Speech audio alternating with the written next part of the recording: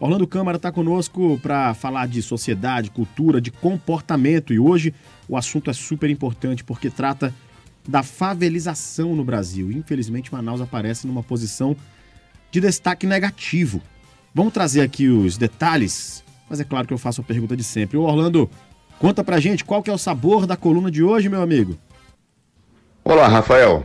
Sabor de hoje é de silêncio. As eleições acabaram, numa contestação formal acerca do resultado, e agora é hora de planejamento para os próximos 4 anos do Executivo Estadual e do Executivo Federal. Em 2 anos teremos aí eleição para o Executivo Municipal e para o Parlamento do município. E na semana que passou, na última sexta-feira, a plataforma MapBiomas saiu com um novo dado sobre favelização no Brasil. Há cerca de 1 ano atrás, nós viemos aqui na coluna falar de que Manaus era a segunda cidade em área favelizada do Brasil, só superada apenas por Belém, que tinha mais da metade das suas áreas ocupadas, favelizadas, e Manaus ficava no retrovisor, Belém com 51%, quase 52%, e Manaus no retrovisor com 47, alguma coisa. Isso significa dizer, na prática, favelização das áreas ocupadas é que Belém, a cidade de Belém, capital do estado do Pará, e a cidade de Manaus, capital do estado do Amazonas, que elas têm nas suas áreas construídas, Belém mais da metade e Manaus 47, alguma coisa por cento de áreas com acesso precaríssimo ao serviço público, seja ele de transporte, de mobilidade urbana, de saneamento, de esgotamento sanitário, de fornecimento de água potável, de energia elétrica, de acesso à saúde, à moradia, a escolas, enfim. O nome favela, nesse caso específico, simboliza exatamente isso, a dificuldade de acesso a um serviço público. Isso tem 1 ano que nós falamos aqui na Band News Difusora. E na última sexta-feira, a plataforma MapBiomas, que é muito séria, inclusive, ela reúne dados de várias origens, ela voltou a publicar um dado sobre favelização no Brasil e disse o seguinte, que Manaus foi a cidade que em 37 anos a favelização mais cresceu.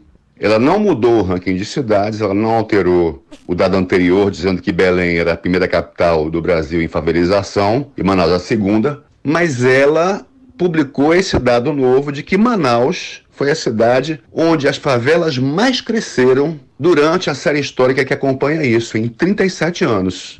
E ela reafirmou que o Amazonas é o primeiro estado em favelização no Brasil. E aí, esses dados são super importantes para qualquer governo estadual, municipal ou federal que vai se planejar. E uma coisa que me surpreende é que a gente aqui em Manaus, o dado é sobre Manaus especificamente, o dado mais forte é da capital amazonense, não tem nenhum pronunciamento de autoridades constituídas ou nenhum pronunciamento de grandes formadores de opinião acerca do assunto. Manaus já foi dada pela IBGE este ano como tendo a região metropolitana onde há mais pobres.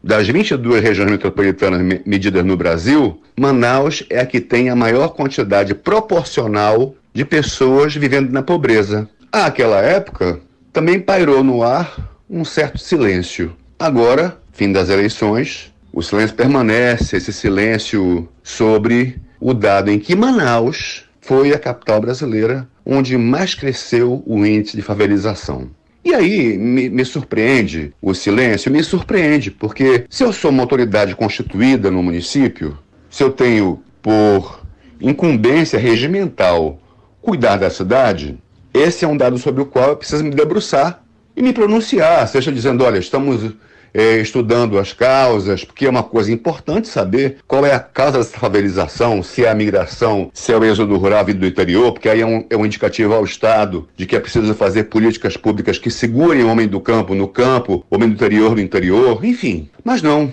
paira um silêncio absoluto. E, ao mesmo tempo, aumenta a responsabilidade do Estado, quando eu falo Estado aí do poder público municipal e estadual, enfim, sob o acesso do cidadão manauara a serviços. Porque se o manauara, se quase metade da cidade vive em favelas, há uma obrigação regimental de levar a essas áreas condições melhores de vida. É preciso melhorar a arrecadação ou é preciso otimizar o gasto de recurso público para levar a essas áreas melhor condição de vida ao cidadão que mora em Manaus. Lembrando que Manaus é o 7º produto interno bruto do Brasil. Faz parte de uma categoria muito restrita de cidades que respondem por grande parte do PIB brasileiro. E aí, cruzando todos os dados, ou seja, favelização, o dado do proporcionalidade de pobres pela região metropolitana e o valor do produto interno bruto de Manaus, que é muito alto, nós encontramos um dado que é muito cruel. Como Manaus concentra riqueza. Como Manaus tem tão poucos ricos, muito ricos, e tantos pobres, muito pobres. Qual será a política pública a ser adotada para diminuir essa desigualdade social? Qual será a alternativa que os poderes públicos vão encontrar para tentar diminuir esse abismo que existe entre classes sociais no Amazonas, melhor dizendo, em Manaus? Acho que essa é uma pergunta que não sou eu que tenho que fazer, mas eu quero saber a resposta. É uma pergunta que deve ser feita pelas autoridades públicas, a si próprias, e respondidas ao povo. Nós precisamos ter uma cidade, uma capital mais justa com aqueles que aqui vivem. #pensa. Rafael, hoje, para encerrar a coluna, para dar um tom mais suave, mais tranquilo, eu trago um compositor e pianista que foi contemporâneo de Chopin. Chopin, que era polonês de nascimento, eu trago hoje aqui Franz Liszt, que era húngaro de nascimento e conhecido pelo seu virtuosismo como pianista. Vou trazer para a gente ouvir aqui hoje a Rapsódia Húngara número 10, pelas mãos de um pianista brilhante que nos deixou em 2021, Nelson Freire. Vamos ouvir?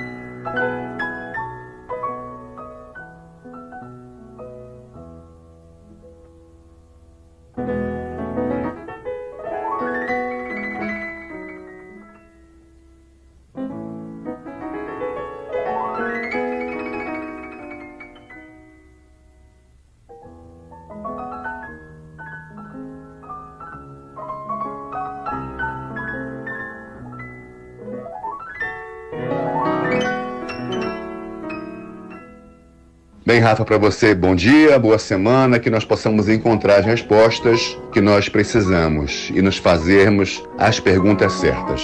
Bom dia àqueles que nos ouvem também e boa semana.